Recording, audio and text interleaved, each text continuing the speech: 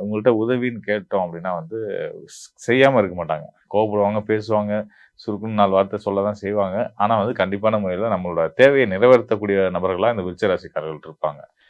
இவங்களுக்கு வந்து பார்த்தீங்கன்னா, தன்னோட நலன காட்டிலும், அ தன்னோட சகோதர உறவுகளுக்காகவும், அ தன்னுடைய சகோதரர் குழந்தைகள தன்னுடைய குழந்தைகளா எடுத்து வளர்க்கக்கூடியவங்களாவும் வந்து இந்த விருச்சிக ராசிக்காரர்கள் இருப்பாங்க. தனக்குன்னு ஒரு வாழ்க்கை வேணும் அப்படின்றதெல்லாம் கூட பெரிய ஒரு அக்கறை இல்லாத நபர்களா தான் இருந்துட்டு இருப்பாங்க.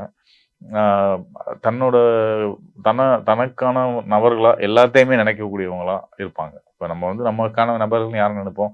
மனைவி, குழந்தைகள நினைப்போம். தாய், தந்தையர நினைப்போம். ஆனா விருச்சிக ராசிக்காரர்கள் அவங்க வாழ்க்கையில சந்திக்கிற ஒவ்வொரு நபரையும் தனக்கான நபர்களா நினைப்பாங்க. ஒரு தாய்க்கு எவ்வளோ இம்பார்ட்டன்ஸ் குடுப்போம், தந்தைக்கு எவ்வளோ முக்கியத்துவம் குடுப்போம். அந்த அளவுக்கு வந்து சகோதரர்களுக்கு எந்த அளவுக்கு முக்கியத்துவம் குடுப்போம். அந்த அளவுக்கு வந்து தன் வாழ்க்கையில சந்திக்கிற ஒவ்வொரு மனிதர் மேலயும் அக்கறை காட்டக்கூடியவங்களா இருப்பாங்க. ஆ அந்த இந்த கோவம் இருக்கிற இடத்துல குணம் இருக்குன்றதுக்கும் முழுமையான ஒரு இலக்கணமா வாழக்கூடியவங்க வந்து பார்த்தீங்கன்னா, இந்த விருச்சிக ராசிக்காரர்கள் தான். அதே நேரத்தில அந்த 8ஆம் இடமா வரதுனால என்னவோ தெரியல, அவங்க வந்து ரொம்ப வந்து இந்த சுத்தம், சுகாதாரம், ஆரோக்கியம் இதுக்கெல்லாம் ரொம்ப முக்கியத்துவம் குடுக்கக்கூடியவங்களா இருப்பாங்க. சுத்தமா இருக்கிறதையே கூட்டிட்டு இருப்பாங்க.